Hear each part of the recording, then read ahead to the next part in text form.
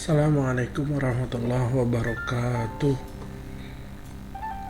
Selamat pagi, siang, sore, dan malam buat seluruh komponen akademisi, terkhusus mahasiswa yang sedang mengambil mata kuliah metodologi penelitian.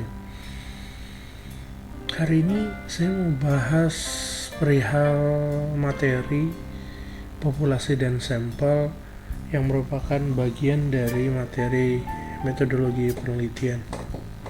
Tidak banyak yang saya bahas di materi ini, tapi paling tidak beberapa materi di sini digunakan dalam penelitian umum. Saya akui bahwa masih banyak materi di luar yang tidak saya masukkan di sini, tapi paling tidak ini materi umum yang sering sekali digunakan oleh peneliti pemula. Populasi dan sampel. Yang menjadi pertanyaan besar adalah apa itu populasi, apa itu sampel tentunya dalam penelitian, terkhusus penelitian sosial yang menggunakan kuesioner dan individu-individu sebagai respondennya. Bahasan pada slide ini mengarah ke subjek ataupun objek. Apa itu populasi? Populasi adalah wilayah generalisasi yang terdiri atas subjek-objek yang mempunyai kualitas dan karakteristik tertentu yang ditetapkan oleh peneliti untuk dipelajari dan kemudian ditarik kesimpulan. Sedangkan sampel adalah bagian dari jumlah dan karakteristik yang dimiliki oleh populasi tersebut. Saya mau bahas populasi terlebih dahulu. Sering terjadi mahasiswa salah dalam meletakkan subjek ataupun objek penelitiannya yang dijadikan responden dalam hal ini. Terkadang subjek yang dipilih dalam penelitian sebagai responden tidak tepat sebagai kajian penelitian. Sebagai contoh, ini yang saya alami dalam membimbing skripsi mahasiswa pernah terjadi ketika ada salah satu mahasiswa yang meneliti tentang minimarket. Mahasiswa bertanya, apakah data penjualan bisa dijadikan populasi dalam penelitian? Maka saya jawab, responden Anda siapa? Apakah responden Anda bentuknya barang atau orang? Yang bersangkutan menjawab orang, maka tidak bisa menggunakan data penjualan khusus untuk minimarket. Alasan yang paling krusial adalah jumlah barang yang terjual itu tidak mencerminkan jumlah orang yang membeli. Maksudnya adalah bisa saja ditemui pembeli minimarket membeli beberapa item barang dengan jumlah tertentu. Misal, ada orang yang beli barang di minimarket, kemudian dia membeli 5 objek benda, maka akan tertulis barang yang dibeli 5. Tapi pada kenyataannya individu yang membeli itu barang adalah satu orang, maka tidak bisa barang mencerminkan orang yang membeli, maka tidak bisa digunakan jumlah barang yang terjual sama dengan jumlah orang yang membeli, itu tidak bisa. Maka saya bisa pastikan bahwa jumlah barang yang terjual dalam kurun waktu 1 bulan itu tidak bisa mewakili atau mencerminkan orang yang membeli produk di minimarket tersebut. Maka dapat disimpulkan bahwa maka jumlah barang yang terjual per bulan tidak bisa dijadikan populasi. Populasi tidak bisa dijadikan apalagi sampel, maka itu benang merahnya. Maka apa yang harus dilakukan? Yang harus dilakukan adalah kita tidak bisa menentukan jumlah berapa populasi. Ada metode-metode yang bisa kita gunakan ketika populasi tidak diketahui. Beberapa literatur di internet juga menyatakan hal tersebut. Baik, kembali lagi ke teori populasi. Apa pentingnya populasi dalam penelitian? Apa pentingnya sampel dalam penelitian? Populasi menerjemahkan responden, subjek maupun objek penelitian, memberikan batasan hendaknya siapa yang jadi responden kita dan bukan responden kita. Konsep populasi inilah yang menjelaskan hal tersebut. Ketika responden yang berhak menjadi populasi kita, maka itu bisa disebut populasi, kemudian bisa dikalkulasi untuk menjadi sampel. Tetapi ada individu-individu yang tidak bisa dijadikan populasi. Misalnya, kalau saya kembali ke contoh minimarket tadi, untuk beberapa orang yang tidak pernah datang berkunjung apalagi membeli ke minimarket tersebut, maka walaupun individu tersebut berada dalam kawasan sekitar minimarket, tetapi orang tersebut tidak pernah belanja di minimarket, maka orang tersebut tidak bisa diputuskan bahwa dia populasi penelitian ini. Maka hati-hati dalam menentukan populasi, karena populasi memiliki ketentuan tersendiri. Berikutnya, sampel. Ada hal penting yang mendasari lahirnya sampel dalam penelitian. Sampel atas penelitian. Apabila Anda menemukan penelitian dengan jumlah populasi yang sangat besar, maka dibutuhkan waktu yang banyak, biaya yang banyak, dan tenaga pun yang banyak. Seorang peneliti memiliki keterbatasan ketiganya, yaitu waktu, biaya, dan tenaga. Untuk mengatasi masalah tersebut, maka diizinkan menggunakan metode sampling atau metode sampel atas populasi. Sampel wajib dipilih dan mewakili dan mencerminkan populasi penelitiannya. Maka ketika bicara sampel, maka subjek ataupun objek haruslah diambil dari bagian populasi penelitian. Tidak bisa diambil dari luar populasi penelitian. Teknik sampling dibagi dua secara umum, ada probability sampling dan non-probability sampling.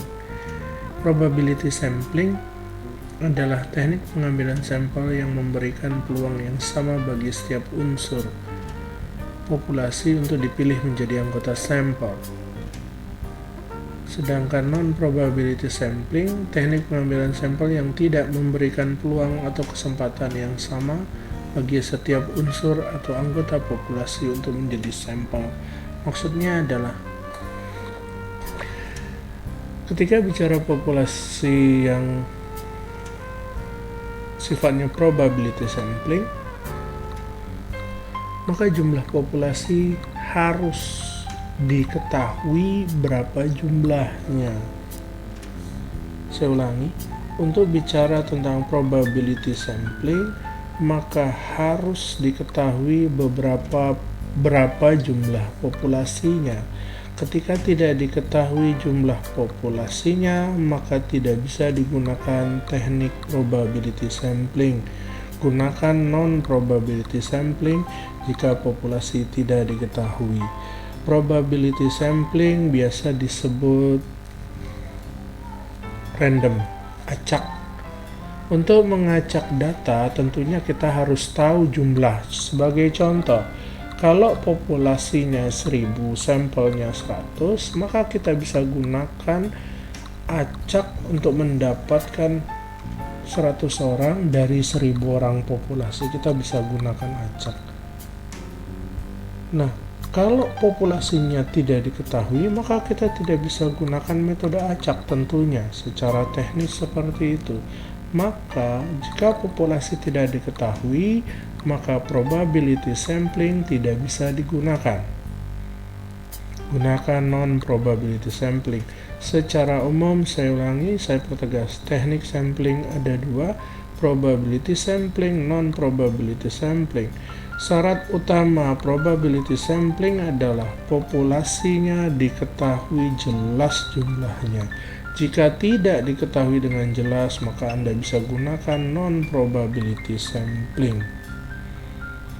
Oke, saya bagi menjadi probability sampling menjadi teknik item-item kecil, yaitu ada 4.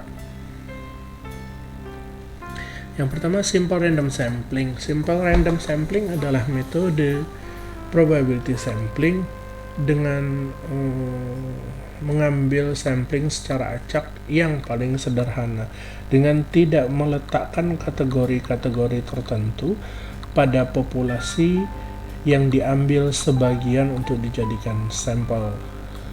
Jadi pada metode ini tidak menggunakan ketentuan-ketentuan tertentu. Berikutnya, proportionate stratified random sampling. Proporsional berstrata sampling acak. Maksudnya adalah seperti itu. Misal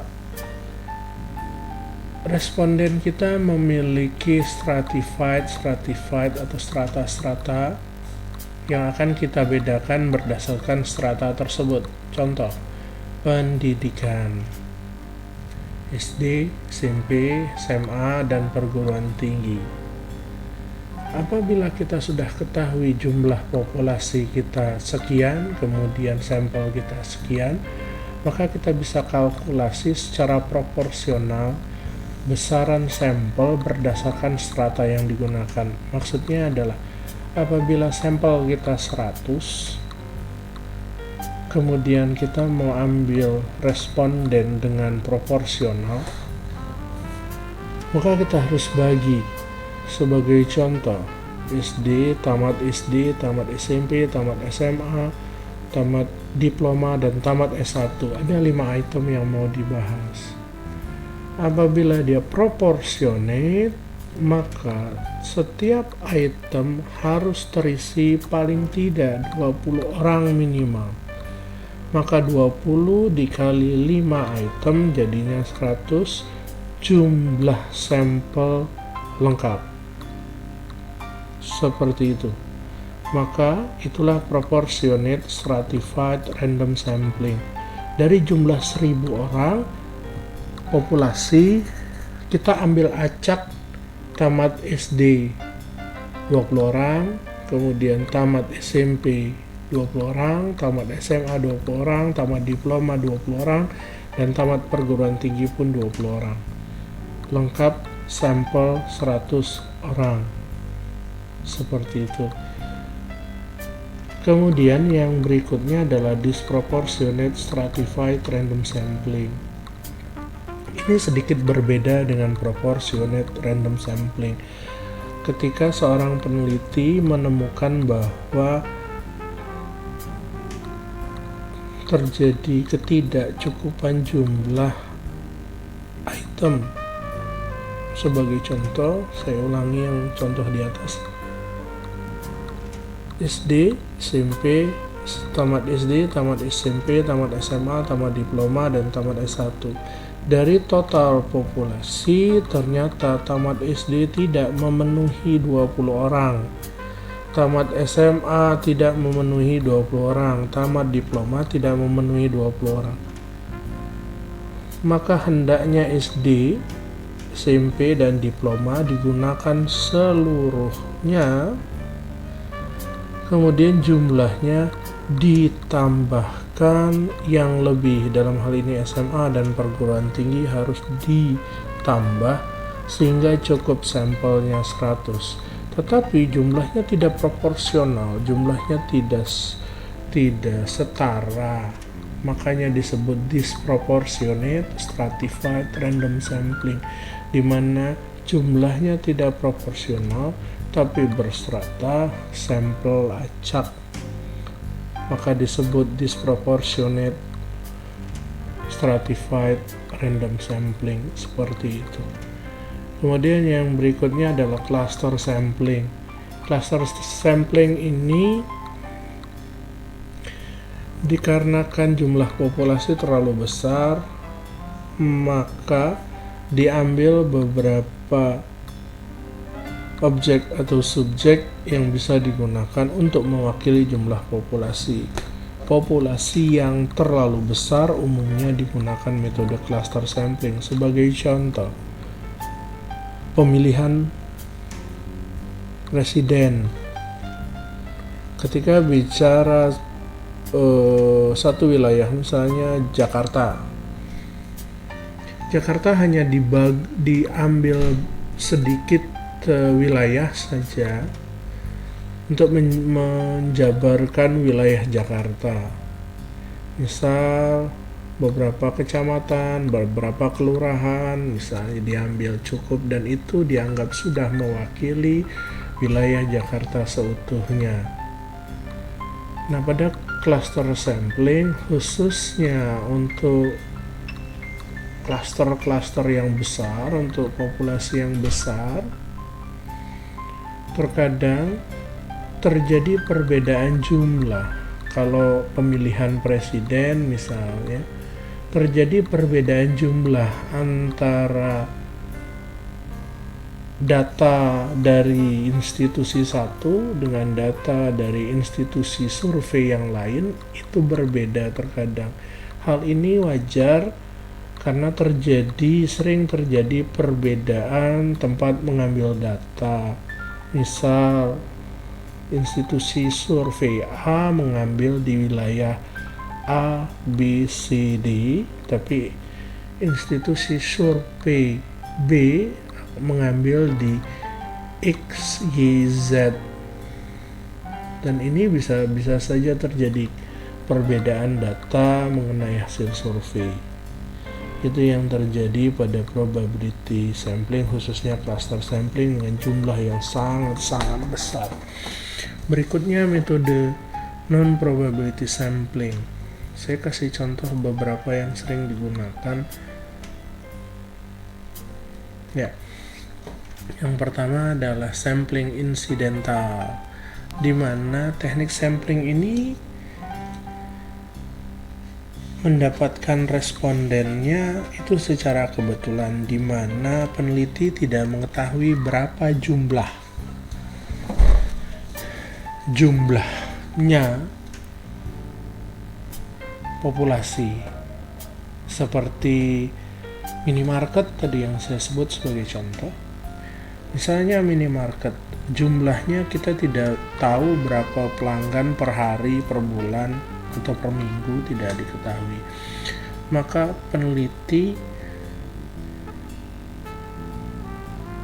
akan menunggu setiap berapa pelanggan yang datang, kemudian meminta pendapatnya untuk mengisi kuesioner, tanpa tahu berapa target per hari responden yang akan ditemui. Itulah sampel insidental. Umumnya pada sampel ini tidak diketahui berapa populasinya. Berikutnya sampel purposive. Penentuan jumlah sampel berdasarkan pertimbangan tertentu. Ketika saya menulis jurnal yang terakhir tentang pekerja lansia, populasi saya adalah pekerja lansia, tetapi saya tarik lagi sampelnya menjadi purposive ketika setiap kecamatan saya menggunakan metode persentase, maka saya dapatkan jumlahnya sekian-sekian, maka saya harus targetkan setiap kecamatan jumlahnya sekian dan tidak lebih dari itu. Kemudian itu pertimbangan pertama. Pertimbangan kedua, saya hanya memilih responden yang sudah pernah bekerja di institusi pemerintah, dalam hal ini pensiun. Itu pertimbangan tertentu, bisa juga digunakan seperti itu. Ketika kita bertemu dengan populasi tertentu, misal si A kemudian si B, maka kita harus pilih si A atau si B. Maka atas pertimbangan tertentu kita pilih si A, maka itu sudah metode sampling purposive namanya.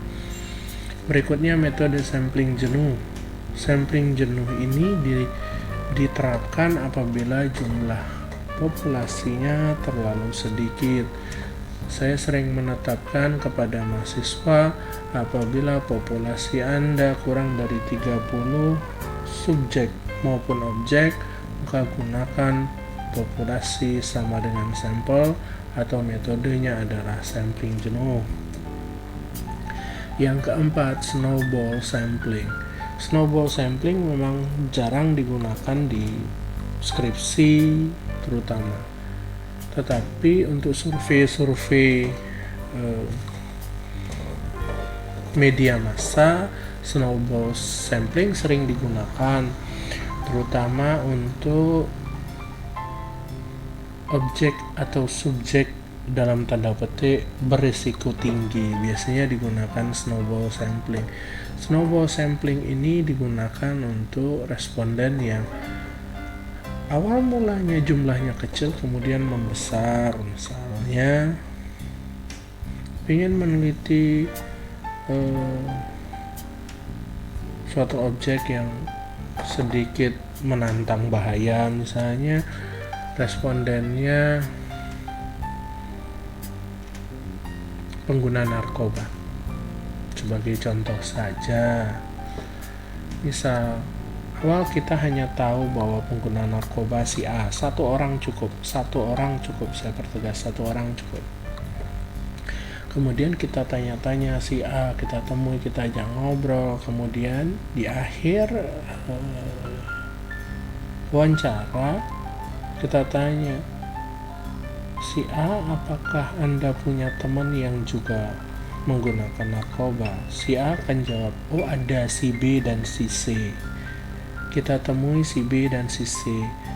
Di akhir wawancara kita tanya si B, si C, adakah teman?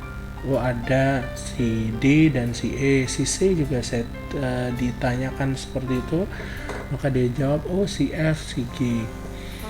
Maka dari konsep contoh seperti itu, awal mula kita hanya tahu satu orang, sekarang menjadi banyak orang. Itulah teknik snowball sampling pada dasarnya. Berikutnya, penentuan jumlah sampel. Menurut pendapat Gay dan Deal tahun 1992 menyatakan bahwa untuk penelitian sederhana, sampelnya minimal 10% dari populasi. Tetapi jika sampel dinilai terlalu kecil, maka semua populasi dapat dijadikan sampel. Maka pendapat Gay dan Deal ini mendukung teori sampling jenuh, bahwa pada dasarnya jika sampelnya terlalu kecil, maka semua populasi bisa dijadikan sampel. Oke. Berikutnya adalah rumus Levin. Rumus Levin hanya digunakan untuk probability sampling. Jadi kalau tidak menggunakan populasi tidak diketahui, maka rumus Levin tidak bisa digunakan. Saya kasih keterangan. N kecil adalah jumlah sampel yang kita inginkan, yang diperlukan. N besar adalah jumlah populasi. Kemudian E adalah error term. Saya pertegas, dalam rumus Levin, error term itu pada umumnya ada 3. ada 1%, 5%, dan 10%. Yang jadi pertanyaan mutlak adalah kapan 1%, 5%, atau 10% kita tentukan salah satu atau alasan dalam memilih 1%, 5%, atau 10%. Dasar penentuan 1% penggunaan error term 1%, 5%, dan 10% didasari oleh jumlah populasi yang besar. Semakin besar populasi, maka boleh digunakan persentase error term pun semakin besar. Semakin kecil populasi, maka gunakan error term yang kecil pula, atau dalam hal ini 1%. Jika error termnya 1%, maka asumsinya adalah tingkat kepercayaan pada penelitian ini berdasarkan jumlah responden adalah 99%. Apabila 5%, maka tingkat kepercayaan menjadi 95%. Jika 10%, maka tingkat kepercayaan menjadi 90%. Sebagai ilustrasi saja, jika populasi penelitian besar, sebagai contoh misal ada 500 populasi 500 orang, maka apabila Anda menggunakan 1% dengan menggunakan rumus Lovin, maka angkanya tidak akan jauh dari 500 tersebut. Mungkin berkisar antara 400-an. Kalau Anda mengambil 5%, maka berkisar antara 100 sampai 200-an. Kalau Anda mengambil 10%, kurang dari 100. Nah, kalau Anda mengambil 10% kurang dari 100, maka Anda silahkan pertimbangkan sendiri mau yang mana diambil. Tetapi apabila populasi Anda kecil, Anda gunakan error term yang besar, maka responden dinilai tidak mampu menjabarkan hasil penelitian karena terlalu timpang hasilnya. Dan begitu pula kalau populasi yang terlalu besar di atas 1000, kemudian Anda menggunakan error term yang 10%, diizinkan saja, 5% pun diizinkan, 1% pun diizinkan, sah-sah saja sesuai dengan kemampuan Anda. Penelitian yang saya lakukan disertasi saya, populasi saya 111.053 orang. Apabila saya gunakan yang 10 orang, maka jumlahnya akan berkisar seputar itu, mungkin 110 atau 109.000. Dan saya tidak punya kecukupan kemampuan atas tenaga, waktu, dan biaya untuk melakukan penelitian dengan jumlah sebanyak itu, maka saya gunakan yang 5%. Saya tidak menggunakan 1% karena sudah saya hitung hasilnya hanya 120 orang. Dan 120 orang tidak bisa mewakili atau mencerminkan pendapat 111.000 orang. Maka saya putuskan menggunakan 5% dengan jumlah sampel akhir adalah 399 orang, populasinya 111.053 orang. Ini yang saya gunakan pada penelitian disertasi saya. Ini contoh perhitungan rumus Lovin.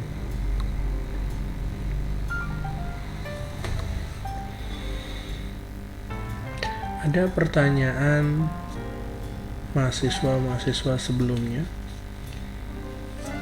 Dia pernah melihat tertulis rumus Lovin, tetapi simbolnya beda. Rumusnya adalah N kecil sama dengan N besar dibagi N besar di kuadrat plus 1.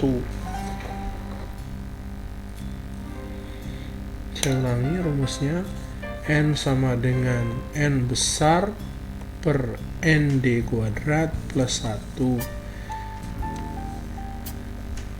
Di sana tertulis Slovin.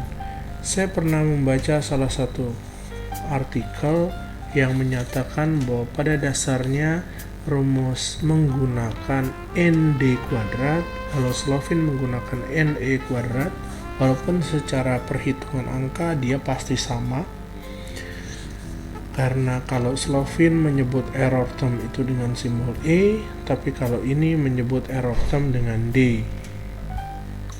Saya pernah membaca salah satu artikel yang menyatakan bahwa rumus N sama dengan N besar per ND kuadrat plus 1 adalah rumus yang dinyatakan oleh Taro Yamane. Jadi saya dapat katakan bahwa pada dasarnya yang menggunakan ND kuadrat adalah rumusnya Taro Yamane atau Yamane. Taro Yamane error termnya itu lebih fleksibel, mulai dari 1%, 2%, 3%, terus sampai 10%. Sedangkan Slovin hanya membaginya menjadi 3, 1%, 5%, dan 10%. Jika Anda mau lebih fleksibel, Anda bisa gunakan rumusnya Taro Yamane, karena Taro Yamane membagi error term setiap persen dia punya mulai dari 1 sampai 10, dan itu bisa digunakan secara teoritis.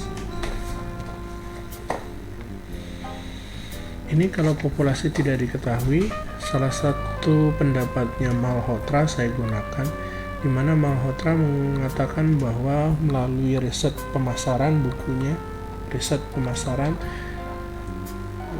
kebetulan saya dosen pemasaran, maka ini panduan saya. Malhotra mengatakan bahwa jumlah sampel minimal 5 kali dari jumlah item pertanyaan yang terdapat dalam kuesioner. Jadi berapapun kuesioner cukup dikali 5, maka itulah jumlah populasi yang bisa digunakan. Jumlah sampel yang bisa digunakan. Maka Malhotra mempertegas menurut teorinya, jika populasi tidak diketahui, maka berapapun item pertanyaan dikali 5 itulah jumlah sampel yang harus dikumpulkan dalam sebuah penelitian. Oke, saya rasa cukup itu materi hari ini berkaitan dengan populasi dan sampel. Mohon like, subscribe, kemudian berikan komen. Jika ada kurang, mohon maaf. Saya tutup dengan billahi taufiq wal hidayah. Assalamualaikum warahmatullahi wabarakatuh.